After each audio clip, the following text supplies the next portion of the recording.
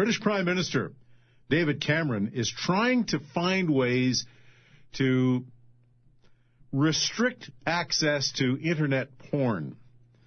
Now, when I say that, there's a caveat there, and it requires some explanation. What he wants to do is make sure that the illegal images, such as child pornography and violence against women, is done away with, and that's a worldwide campaign.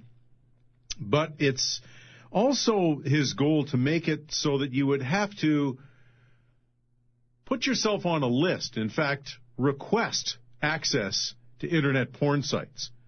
As it stands now, of course, anybody can access it, sometimes even by accident. And so this is getting a lot of traction. A lot of people say this is a great idea because we don't want our kids coming across this stuff. And yesterday we talked to Brian Bowman, who focuses his law practice on privacy law and privacy issues. Now we're going to get down to the practicality of this, the nuts and bolts. Michael Legary is founder and chief strategy officer of Seccuris, Inc., which is SECCURIS, Seccuris.com, the website. And he joins us today live on the Chorus Radio Network. Michael Legary, it sounds like a lot of things. It sounds like a good idea on the surface, but the devil's always in the details. Is this doable? Right now, a lot of politicians, and he's not the first, and he's definitely not the last to propose this type of idea. But the reality is right now that the technology to actually reasonably and accurately do this and get the outcomes they want doesn't actually exist yet today. There's a lot of problems with the implementations that already exist, have been implemented in countries like China. And at a smaller sense, this has already been going on at a state level and even at in some of our provincial governments here in Canada, and there is rife with problems. So it just can't be done quite yet. There are some who've said, look, there are already avenues for any family to restrict their kids' access to online porn, that there are already tools at their disposal. Are there? Absolutely. There's, the nice thing about doing it at a family level is you get to choose exactly what, from a family values perspective, what you're trying to control. And the challenge with content blocking and any type of filtering technology today is that there's a lot of false positives. So it's going to block content that you want blocked and a lot of other content that you might want access to, or you might want to have your children have access to it in context, where you have control to, say they're doing a health research project. They want to access the site. They can't. You as a parent can go unlock the system using any number of software packages you can download from online. And then you can have a conversation about them as you go through the specific types of, an image of the male or female body for a health scenario. You can have that conversation, but you're in control. And the challenge here is that you truly are going to have a central entity for that entire country where no one will really have the ability to truly opt out entirely. So content will be filtered. You may feel that's appropriate for you and your children, but you'll never even have the opportunity to see it because once it's blocked, once it's filtered, the ability to figure out if that's happened is going to be very hard. And what we're seeing already in countries that have implemented this, if you want to get something off that list, either you're a company who got put on that list accidentally or you're a parent who wants access to certain types of content, you just won't be able to get through the regulatory body that's trying to do this. Right, so this is not nearly as simple as it sounds on the surface.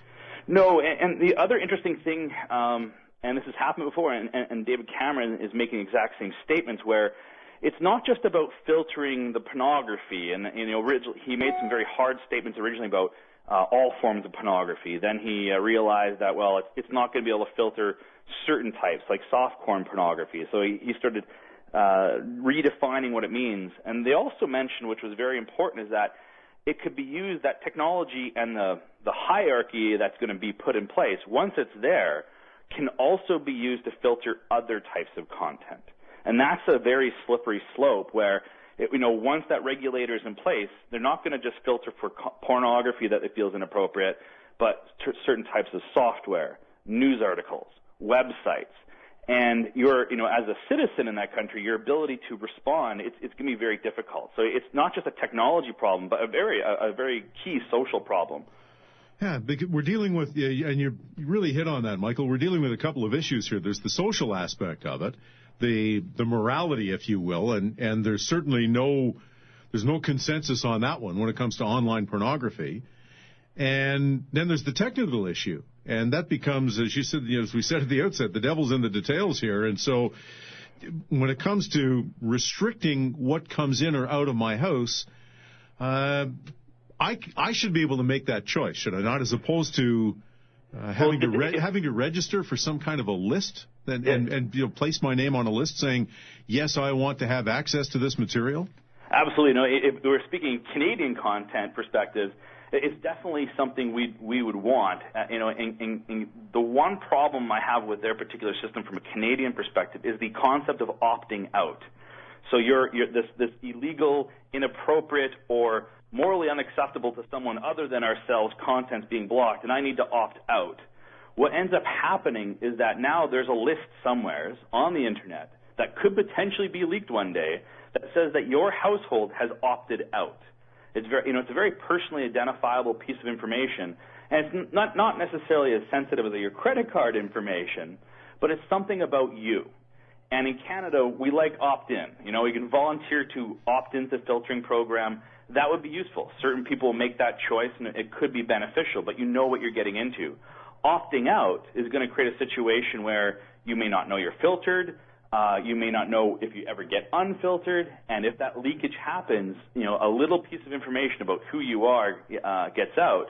And as I added in, when it's not just pornography, but certain types of political statements, certain types of other forms of content, whatever that may be, as that opt-out concept gets more detailed, more and more about who you are gets leaked on the internet. Well, okay, but the door swings both ways, though, doesn't it, Michael? Because if I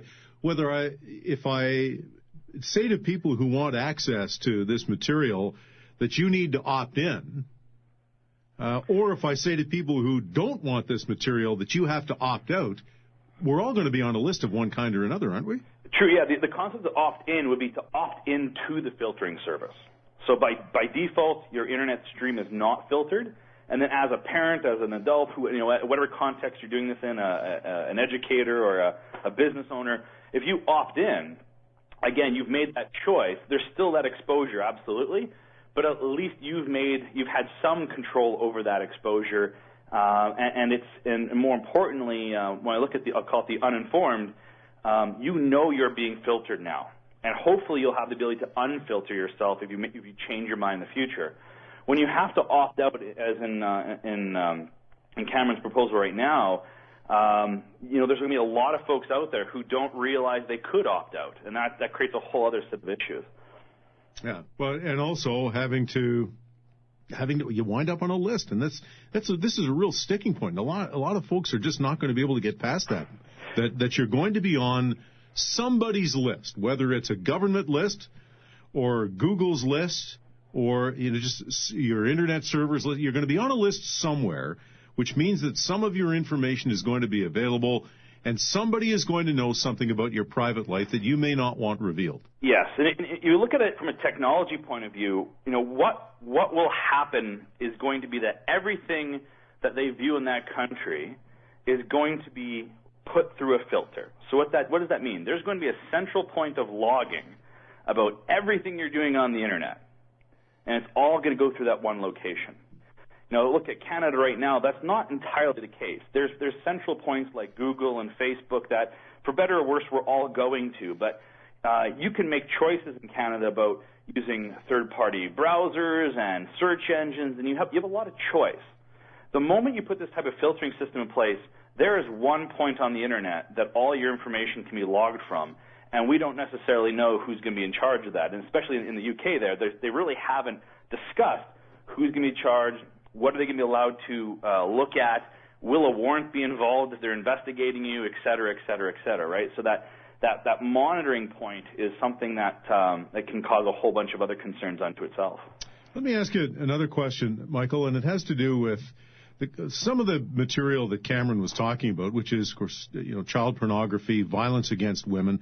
We know that in China, that the government there has the ability to block a lot of things coming in on the internet. Why can't we all just block this stuff? Well, there's two different aspects, and number one is simply that you'll never be able to block it all. And right now, like, China has an interesting program. It doesn't work for a lot of systems. So a good example is, as a foreigner, I can go into China, and I have a number of different methods of bypassing the Great Firewall of China. So it's not foolproof. And that's sort of one issue that we have to realize, is that this filtering system at no point in time is ever going to solve the problem. It may help if done correctly. Now, looking at something like illegal materials like child pornography, there are very specific identifiers that law enforcement agencies can provide internet providers, other folks, so instead of having to look at these images or material, law enforcement has these things called hashes. So they're basically they would know and identify this material before as inappropriate or illegal based on the laws of whatever country we're in. And then people can filter those explicit images, that explicit content. It works very well in the corporate world where we have full control of our systems. We can look for these images, the hash of an inappropriate file, and filter it from our company. On the Internet, it's a lot more complex. But what's interesting is it's I call it a hard line, where it's been known illegal in that country, and once you know it's illegal based on that hash, you could then remove it. And that would change it from just filtering anybody who's trying to access anything to making certain requests for known illegal material that, to be removed. And so it can be done. The technology will improve over the next decade. And the thing to watch will be, is there appropriate visibility, transparency, and recourse to ensure that list, that filtering and blocking list, that hash list is appropriate and it is being managed well. Michael, thanks very much for all the info. Absolutely. Take care. Michael Legary is founder and chief strategy officer for Seccuris, Inc. It's on the website, seccuris.com. That's Seccuris. Geoff Currier for Charles Adler and the Chorus Radio Network.